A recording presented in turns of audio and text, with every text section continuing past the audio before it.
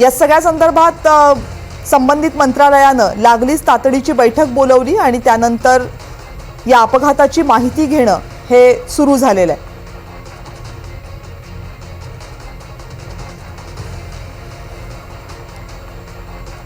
गुजरातमधल्या या विमान अपघातामुळे सगळ्यांनाच मोठा धक्का बसलाय, कारण भारतामध्ये आतापर्यंत जे विमान अपघात झालेत त्याच्यामधला हा प्रचंड मोठा विमान अपघात मानला जाऊ शकतो। नजीकच्या काळामध्ये इतक्या मोठ्या विमान अपघाताची आपल्यालाही कल्पना नाहीये।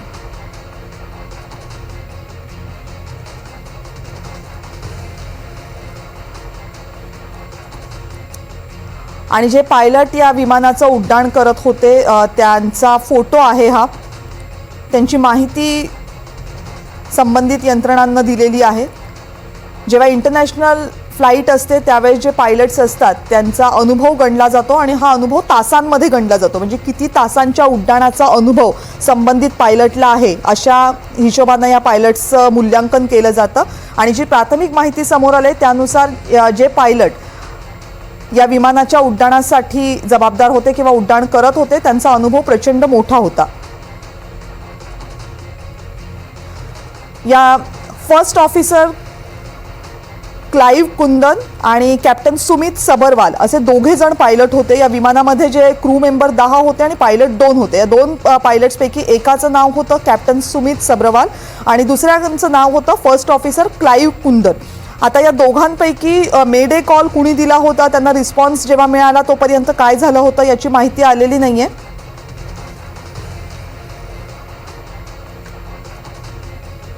आणि ही आणखी नवीन व्हिज्युअल्स आलेली आहेत या विमानासंदर्भातली। ज्या इमारतीवर हे विमानाचा भाग कोसळला आहे ती इमारत म्हणजे एक हॉस्पिटल आहे। कॅन्सरग्रस्त रुग्णांसाठीचं हे हॉस्पिटल आहे आणि त्याच हॉस्पिटलवर विमान कोसळलेलं आहे। विमान कोसळलं तरी या इमारतीला फार मोठी इजा झालेली दिसत नाहीये।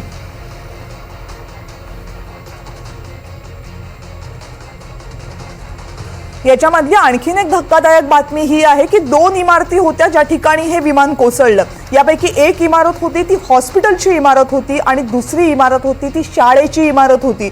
शाळा सुरू आहेत, विद्यार्थी मोठ्या संख्येने सध्या वर्गखोल्यांमध्ये आहेत। असं असताना हा अपघात झाला। पण या अपघातातली सगळ्यात सुदैवाची बाब ही आहे की जेव्हा अपघात झाला तेव्हा विमान कोसळलं ते शाळेवर कोसळलं नाही, ते विमान इमारतीवर कोसळलं, जी इमारत कॅन्सरग्रस्त रुग्णांसाठी हॉस्पिटल आहे।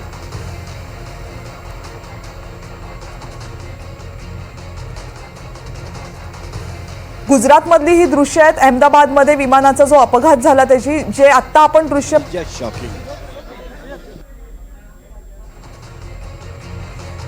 गुजरातमधल्या या सगळ्यावर प्रतिक्रिया यायला सुरुवात झालेली आहे। ज्या ठिकाणी विमान कोसळलं त्याच्या आजूबाजूला प्रचंड मोठी गर्दी जमा झालेली आहे लोकांची। इमारतीवर विमान कोसळलं याची प्राथमिक माहिती तर आलीच होती, पण त्याची दृश्य आता समोर आलेली आहेत। ज्या इमारतीवर हे विमान कोसळलं ती इमारत ही एका रुग्णालयाची इमारत आहे। हे रुग्णालय कॅन्सरग्रस्त रुग्णांसाठीचं रुग्णालय म्हणून ओळखलं जातं आणि बाजूलाच एक शाळा आहे ज्या शाळेमध्ये अनेक विद्यार्थी शिक्षण घेत आहेत। शाळेच्या इमारतीला यामुळे कोणताही धोका निर्माण झालेला नाहीये, मात्र ज्या इमारतीवर हे कोसळले त्या रुग्णालयाच्या इमारतीला 10-15 मिनट में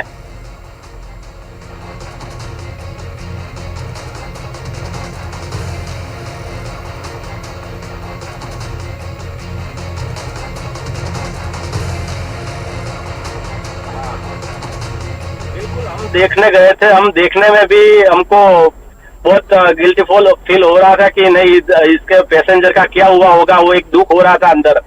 लेकिन हम क्या करें, हम कुछ कर भी नहीं सकते थे ऐसी कंडीशन में थे। लेकिन काफी सारी टीम तुरंत ही आ चुकी थी। वहाँ के जो लोकल लोग थे वो जो जिसने पहले हमारे से भी पहले जो जिसने देखा होगा वो दौड़ के तुरंत उनके पास भी चले गए थे। वहाँ पे नीचे कुछ कच्चे मकान भी थे, वो लोगों भी क्या पता उनके ऊपर भी शायद प्लेन क्रैश हुआ है, वही जगह दिख रही थी। तो वो लोग भी अभी जिंदा है नहीं जिंदा है वो कहना मुश्किल है अभी।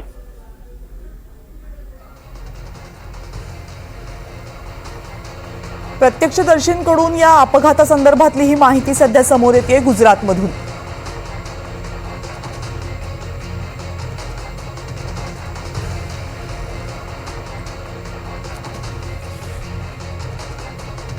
आणि विमान कोसळतानाची आणखीन काही दृश्य आता समोर येत आहेत। कारण विमान कोसळल्यानंतर सुरुवातीला आगीचा लोळ दिसला आणि त्यानंतर मात्र सगळ्या परिसरामध्ये हे असे काळे धुराचे लोट सगळीकडे दिसायला लागले आणि आजूबाजूचे जे लोक होते त्यांनी या घटनास्थळाकडे धाव घ्यायला सुरुवात केली। त्यावेळेस रेकॉर्ड झालेली ही दृश्य आहेत। एक मोठी इमारत आहे आणि त्या इमारतीच्या पाठीमागून हा धूर येताना दिसतोय, त्यामुळे या इमारतीच्या मागच्या बाजूला हे विमान पडलंय हे स्पष्ट झालंय।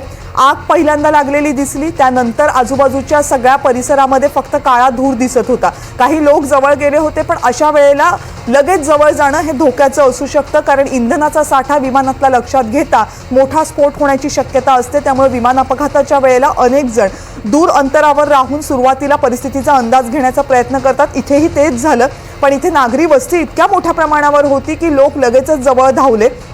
जी इमारत होती, ज्या इमारतीवर हे कोसळलं होतं त्या इमारतीमध्ये अनेक लोक होते।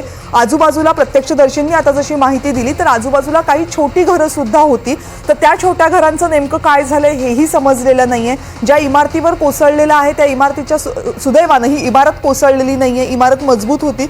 विमानाच्या अपघाताचा धक्का या इमारतीनं सहन केला आणि इमारतीला खूप मोठी आत्तापर्यंत तरी काही धोका पोहोचलेला दिसत नाहीये।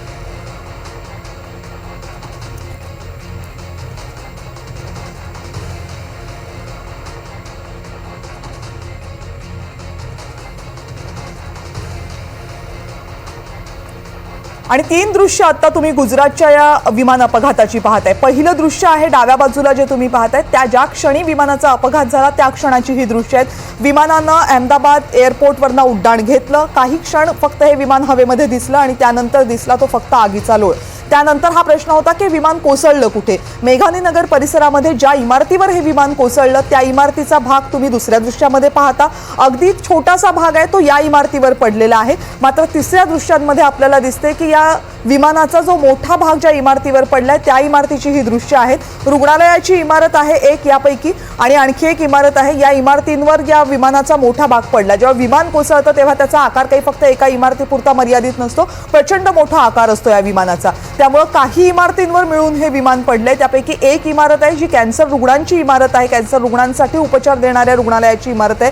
त्या इमारतीवर काही भाग पडलेला आहे, त्याच्या बाहेर लोकांची प्रचंड मोठी गर्दी जमा झालेली आहे। आणि आणखी एक इमारत आहे ज्यावर या विमानाचा खूप मोठा भाग पडलेला आहे, त्याही ठिकाणी लोकांची गर्दी जमा झाली होती। अपघात झाल्यानंतर लगेचची ही दृश्य आहेत, त्याच्यानंतर लगेचच अपघातानंतर बचाव कार्याला सुरुवात झाली। मात्र तोपर्यंत परिसरामध्ये फक्त आणि फक्त काळ्या धुराचे लोट दिसत होते आणि त्यावेळेसची ही रेकॉर्ड झालेली दृश्य आहेत। आता तिथून अनेकांना बाहेर काढायला सुरुवात झालेली आहे। विमानाचा फक्त सांगाडा शिल्लक राहिलेला आहे, त्यामुळे जे प्रवासी आतमध्ये होते त्यांना बाहेर काढायला सुरुवात झालेली आहे। यामध्ये जीवितहानीचा आकडा समोर आलेला नाहीये, मात्र अपघाताची तीव्रता पाहता आणि अपघाताचे दृश्य पाहता या अपघातामध्ये मोठ्या प्रमाणावर जीवितहानी झाल्याची शक्यता नाकारता येत नाही। अनेक प्रत्यक्षदर्शी आहेत ज्यांनी NDTV मराठीला दिलेल्या माहितीनुसार अपघात झाला त्यावेळेस प्रचंड मोठा आवाज झाला, आगीचे लोळ उठले, धूर दिसला, सगळेजण जवळ धावले होते। मात्र त्यावेळेस त्या आगीच्या लोळांमुळे कुणालाही जवळ जाणं शक्य नव्हतं आणि आजूबाजूच्या इमारतींवर याचा किती परिणाम झालेला आहे, तिथल्या किती लोकांना यामुळे नुकसान पोहोचलेलं आहे,